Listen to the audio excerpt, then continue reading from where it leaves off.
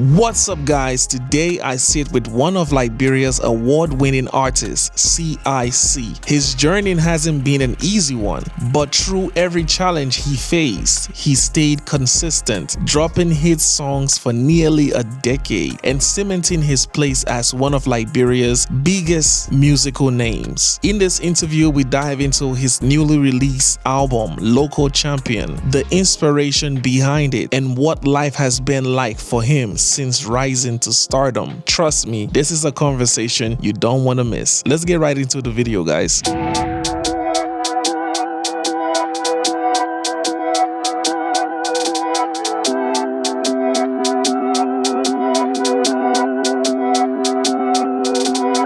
What's up, guys? Welcome back to the YouTube channel. Like always, I am your favorite Liberian boy. In today's video, I have the local champion with me, crowd boss C.I.C. We're gonna be diving into questions about his newly released album, Local Champion, and speaking about life in general. I don't think you need an introduction, bro, but please just introduce yourself. What up, people? How y'all doing? How my people? How y'all doing? It's your boy, crowd boy C.I.C, aka Mr. So. So let's get right into the video. Yeah. All right, guys, so diving straight into the questions, right? How did you start your musical career? Basically, I always felt like I was a music child. My parents met in the choir. Oh, wow. Yeah, and you don't hear that every day. yeah, my parents met in the choir. You know, they got married and I was birthed, so I felt like I was just birthed into music. And secondly, I had this great desire to do music because I was part of the youth choir in my church. Nice. Like the Songwriting choir in Zion Baptist Church. Then I started having this huge love for rap music over time. I remember. Yeah, then a lot of people don't even know, like, I was a rapper back then, like, though. Yeah. But it was an exciting, thing for me. But yeah, that was how it all started, though. Okay, but when did you realize that, hey, I want to do music professionally in my life? You understand? Basically, I always felt like music was therapy for me. For a lot of people, it was just primarily around, just fun, just passion. I know it's always passion driven, but music was always therapy, in a sense wherein it was my go-to person whenever I feel down, whenever I feel like things are not working properly. So I was in uni at that time, and then I told myself, like, I think I need to give it a shot. You understand me? Like, I need to start getting full time with music. And so I dropped my first record, dropped a couple of records after, and it was just, a continuous process. But then it's been amazing so far. Okay.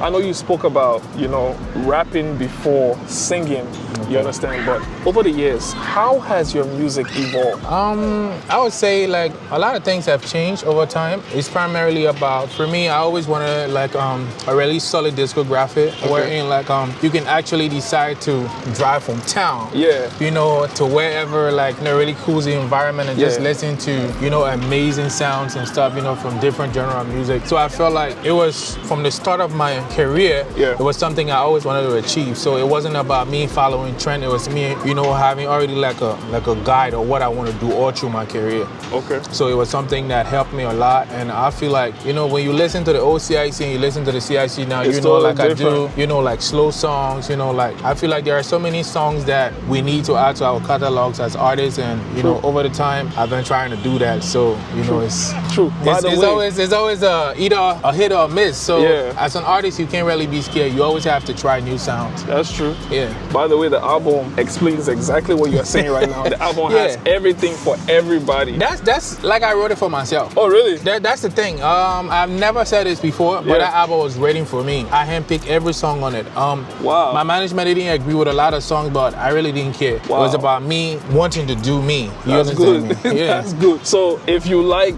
his songs on the album, that means you and him have something in common. Yeah, you have. All right, let's move on to the next question. All right, man, so moving on to the next question. What's your typical songwriting and composing process like? Do you create the beat first? It's a laughable one. My thing is I like listening to strange sounds, like different sounds. Like I'll just go to like a producer YouTube channel and just listen to beats. Or, I have producers send me beats and I just listen to it. Then I use that beat, I'm just like, at times, like I just be in the bathroom. Like I wrote congratulations in the bathroom though. What? Yeah, I was taking a shower and I was about to graduate from uni, so it was more like it was like, you know, my mom friends always used to tell her like, oh, your son will end up useless because he decided to do music and stuff like that, blah blah blah. So I was more like, y'all can see all Exactly. do for me. Exactly. So it was just like congratulations. So I just got the idea from the bathroom and I started building up on it. Then I had this beat. Every time I have an idea, it's like I just happens to find the right beat. Then I found this beat from GCN and he was like, you know, let's make something work, and we chop it up, and it was just amazing. So I get inspirations in so many. I can just go to like, especially for Fine on the album was a story writing like a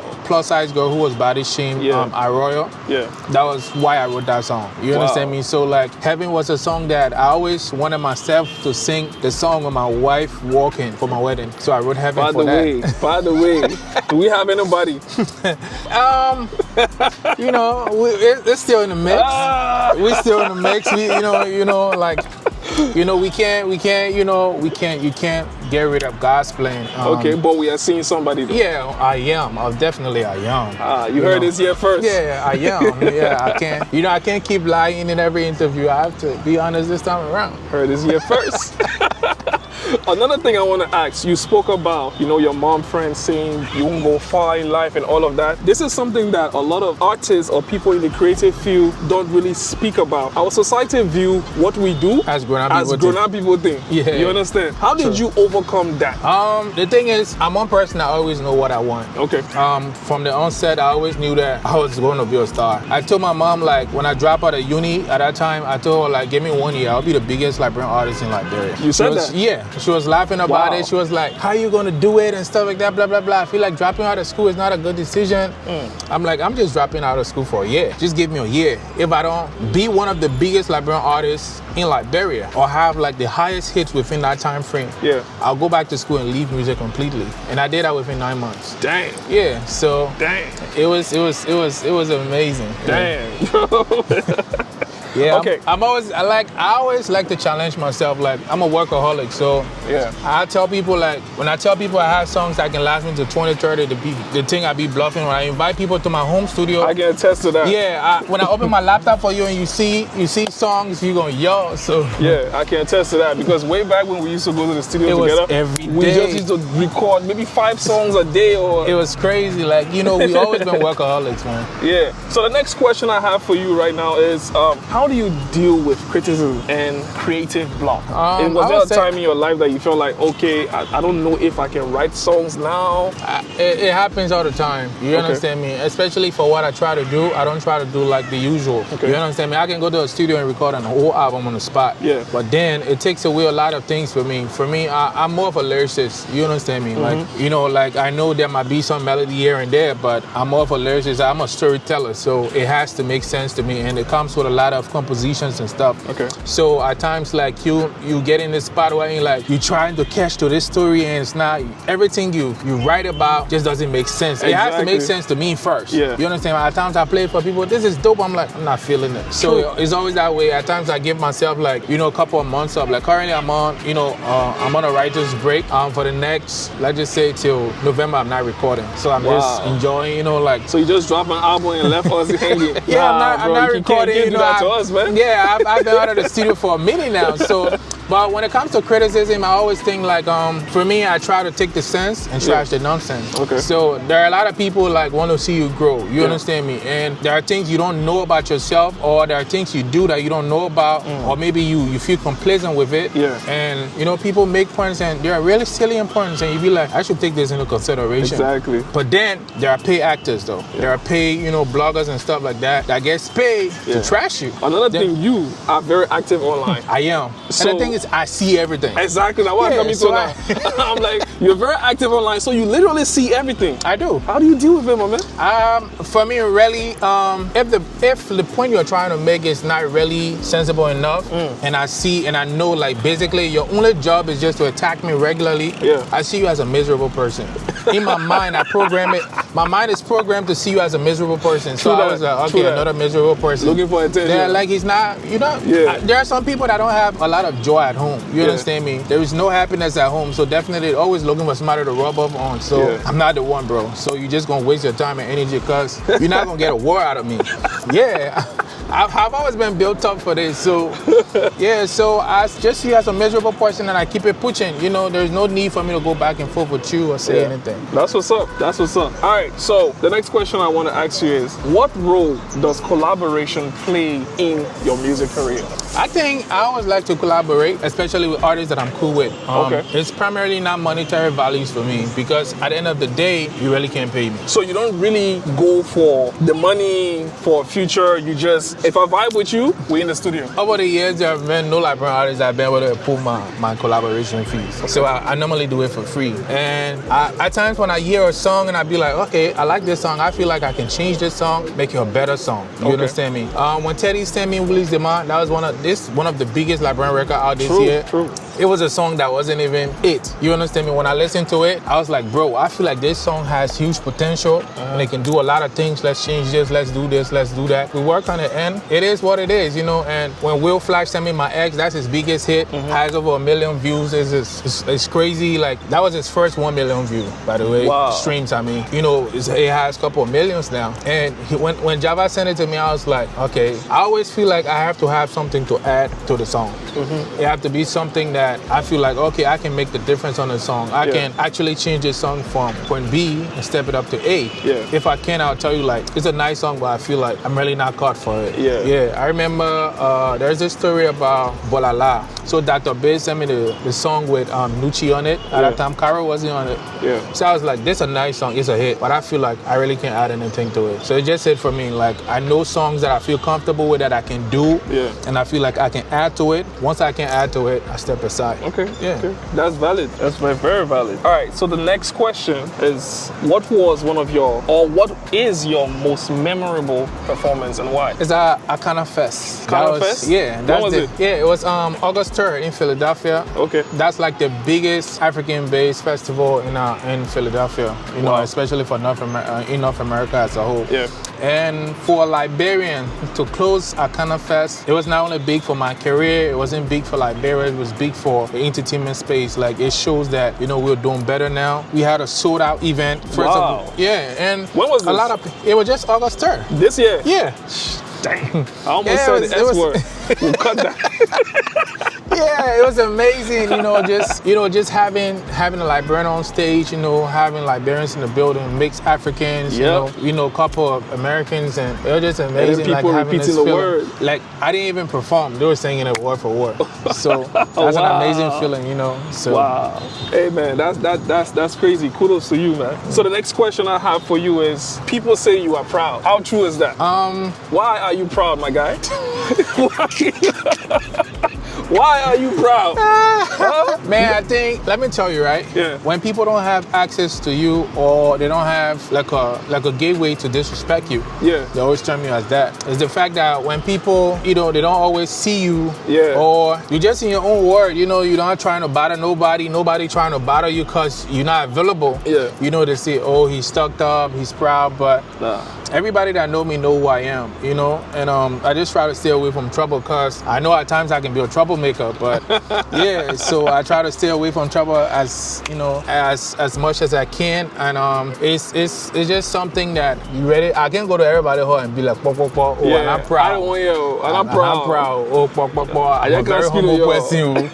Nah, just people always have different views of you as a person, so you just let them have their will. Another thing I would like to add to what you're saying is, once you get in that work mode, you ain't get time for nobody no more. Man. Because your only focus is, like, you were doing your album. Apart from that, you had tours in the States. Even locally, people booking you every now and then. What time do you have to say, okay, I'm going to sit in some kind of community I grew up in with my boys and let's go drink liquor? There's no time. There's no time. Man, just allow people be people, Like, they will say what they want to say about you. Like, you know who you are. You know what the goals are. Like, man, like, everybody have their own hustle. You understand me? Big ups to you. I see all you do and everything you do in the space and stuff. Everybody trying to earn their own bread and stuff, and make sure to put food on their table. We just trying to make a living. We can't try to satisfy everybody because it doesn't make sense if you're trying to be a people pleaser. So I'm telling you, I just try to be me. Like, you see me as proud. Au revoir.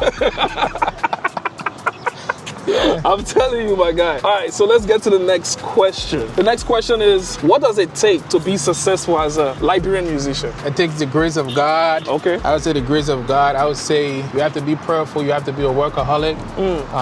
You have to know what is it that you want. You have to try to master your sound. Don't be a copycat. You have to stay authentic, because Liberians now appreciate their own. Yes. You understand me? They support their own. Yes. So there is no excuse anymore for doing something that is non-Liberian. You know, like try to build a legacy for yourself. Do not try to be one of the many. You understand me? Like you come to Liberia, people know C.I.C because of he's fully authentic. You understand me? And you don't just try to be one of the many, because at the end of the day, in the next couple of years to come, you want to be remembered for something great. So just try to be you. You know, I don't think it's really hard to be, you know, like have a hit song, but the problem comes with the maintenance. Like for me, 10 years have been an amazing journey, sweet, bitter, sour. It has. But you have to know what is it. You have to, as an artist, it's just not the song. You have to have a brand. You have to sell the brand more than you sell the song, because the brand sells the song. Yeah. Okay. If you have a solid brand, definitely you have a huge valuation. And with that, it helps you, because like I've seen artists have like the biggest hits in the country, but they don't get paid than me, so I'm good.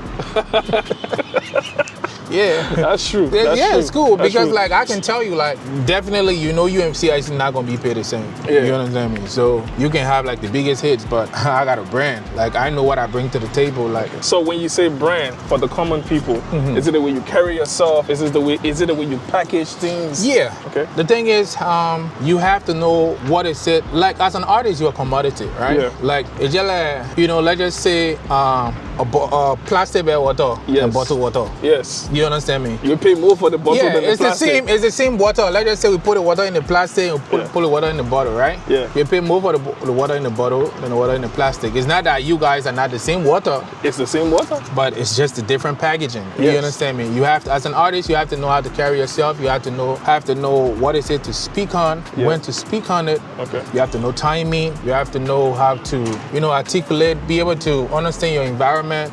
Like just know these basic things. I think it's just simple. You understand me? You can't be too accessible. Nobody wants to pay for something that they see every day. Yeah. You understand? So you have to limit your access to people. I'm not saying, people stay away from easily. it, but at the end of the day, you know, you can hang with your boys, but it doesn't mean you have to hang every day. You understand me? Like knowledge. So dropping knowledge on y'all. you know, like try to be reserved a little bit. You know, just something that, so you always have to sell the brand more. You know, the brand, it is, because like when the hits are not coming, you still have the brand serve as a shield. Yeah. It helps you. You understand me? So once people know like, oh, it's Fizzle, you know, he's like the biggest Liberian YouTuber and stuff like that. Or even if he makes a content, they're not feeling it. Yeah, you know. No, you got to that again, bro. You got to that again, my boy is the biggest Liberian YouTuber, so you already know.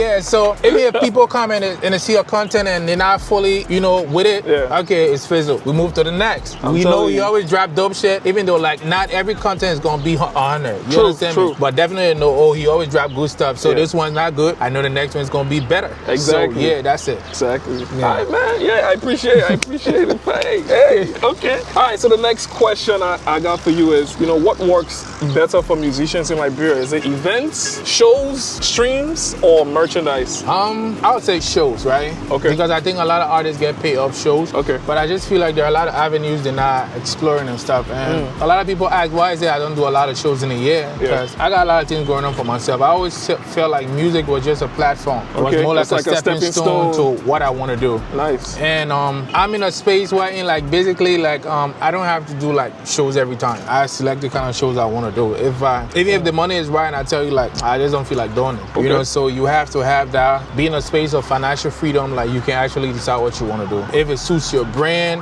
not every money is good money. True that. Yeah, because at the end of the day, at times like they pay a booking fee, but the environment is just, it doesn't align with your brand. You know, like what you're trying to build is totally far off and all of that. So, you know, like a lot of artists make these mistakes over time, and before they realize it, you know, at times it's too late. At times, you know, like, so you always have to be careful with these things. You have to be selective about what you do as an artist.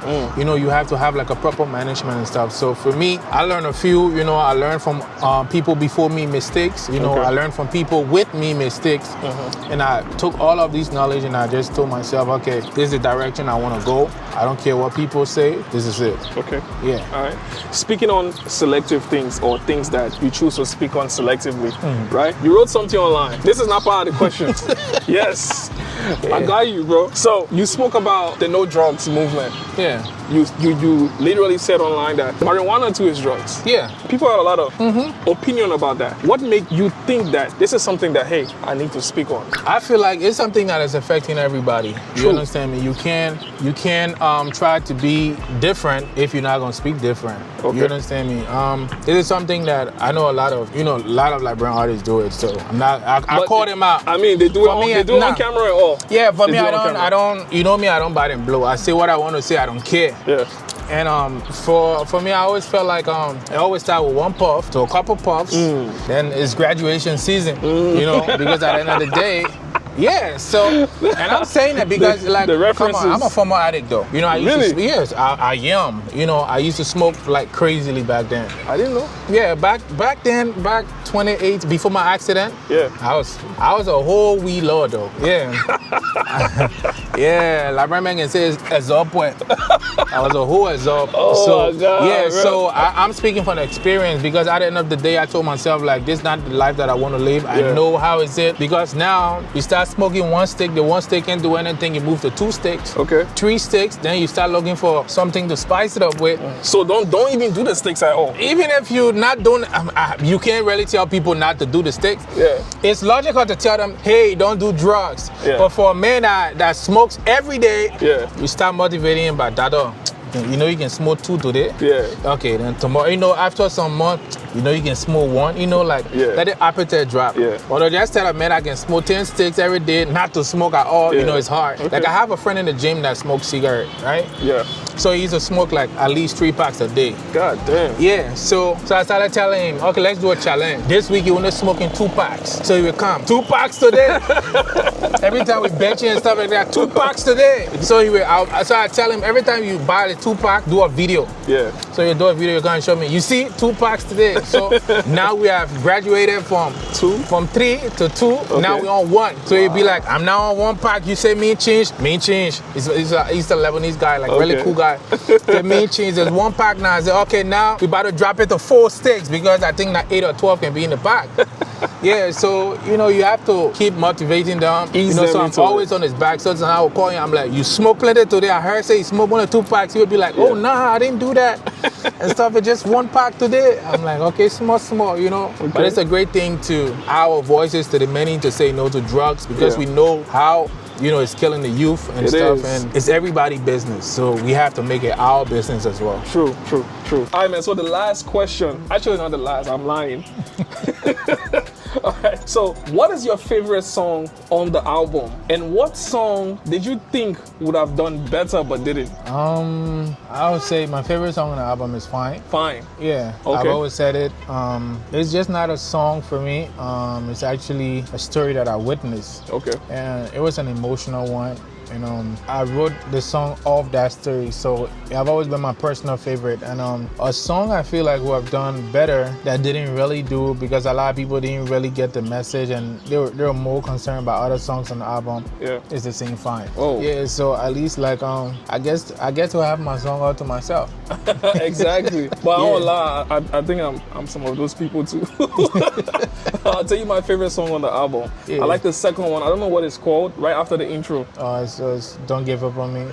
Exactly. And then another one, because y'all were rapping in it, you and Dremel or yes, Dremel. fuck with it. Yes, that was nice. Yeah. Those are my 2 favorite songs on the album. So the next question I want to ask you is, where can people get the album? The album is available on every streaming platform, every digital platform, Apple Music, Spotify, Boomplay, Audiomack, just everywhere, Tidal, Deezer. Yeah, just type C.I.C, local champion, boom. Okay. You get it. It's Next thing I available. want to ask you is how many songs are on the album and what type of songs are on the album? It's a mix, couple of mix songs. You know, you have like the laid back songs, you have acoustic songs, you have R&B type, you know, you have rap songs, you have danceable songs, you have I'm a piano. You know, it's 14 songs, so like it's just a genre, you know, reggae and everything, just different genre of music and stuff. So it's an amazing piece, and I wrote it for myself though, and I hope they liked it. If they don't like that, I get to enjoy it myself. I like the way you keep saying, if they don't like it, I get to enjoy it myself. And I tell people, like, I think I'm the biggest fan of this album, and it's one of my best pieces I've ever written. So I got to handpick the songs on this album, and it's something that was amazing for me because this is something that I actually want. It's not something that management wants. Yeah. It's not something that, you know, was purely commercial. Yeah. You understand me? It was something that at least I get to experience how is it like for you to actually, you know, get to have a feel. This album, I'm more like a fan. Yeah, I wrote this album to enjoy from a fan perspective, and I can say like kudos to C.I.C. He did a great job on this one. Yeah, he did. Another thing I want to say is, are you somehow like me? In a way, what I do is when I shoot YouTube videos or content like this, I edit, I let it sit for a bit. I come back and watch it and be like, wow. Yeah.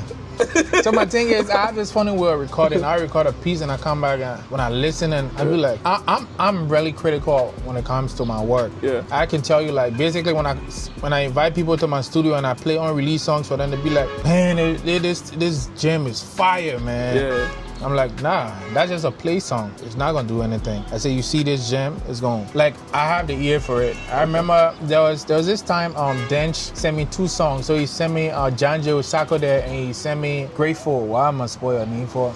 He was like, this song with Sako there gonna be a great one. I'm like, this Grateful song is gonna be one of your greatest songs ever. He fought with me back and forth, and that's how I see my song. Grateful song. Yeah. So when I wrote congratulations and stuff like that, basically I pitched it to my management. They were like, this song is too slow, it's like a worship song. Yeah. I don't think this is gonna go. I don't think nobody is doing it and stuff like that. You know, it's a motivational song, nobody is doing it. Let's hope. Everybody was doing I'm a piano at that point. Yeah. Oh, we're not gonna throw money behind it. If you wanna do it, you can risk it yourself. You know, it's gonna be your own investment and stuff like that. Yeah. Yeah, so I'm like, it's okay, no problem. I put my own money behind it, and it was one of the biggest Liberian songs of all time. Wow. And I'm grateful, you know, and nowadays we see almost every artist is tapping into that style of music now. True. So I think it's like the industry leading vibe right now. So it's a great thing that I actually got to do it, and it's amazing. Nice. Last question. I'm serious this time. Last question. Yeah. What advice do you have for any young individual who's trying to enter into the creative space? It could be him trying to be an artist, it could be him trying to be a YouTuber, but anything creative. What advice do you have for him or her? Be yourself. Learn from people that are on the old mats to apply a new one. Do not come about and see these people as rivals. No, they are not. They've been there before you. They know their way around. You and them, you're not gonna be the same though. True. You know, as much as you're building your brand, do not try to rival their brand. You understand me? Like, be sensible enough not to be stupid. Yeah. Nice. So stay authentic, you know, always put God first in everything you do, be prayerful about it, you know, respect people no matter who they are, and just try to carry yourself in a way that you see artists that you admire outside of Liberia that have, you know, like the 5-star stardom. Try to carry yourself in a way that at least align with it a little bit. We don't have the money for that, but don't try to be a, you know, I would say bozo, man. Yeah, don't try to be bozo. Respect yourself small. Exactly. Yeah. Man, it looking like an old man living in a guy body. I don't want to get too much sense. Anyway, if you enjoyed today's video, please consider liking and subscribing to the channel. If you're watching this on Facebook, click my profile, click follow, and become a part of the family on our side. Thank you for coming, bro. Say I'm a like and subscribe. Like and subscribe. Don't skip. Exactly. Like and subscribe. Please like and subscribe. You're hard to like and subscribe.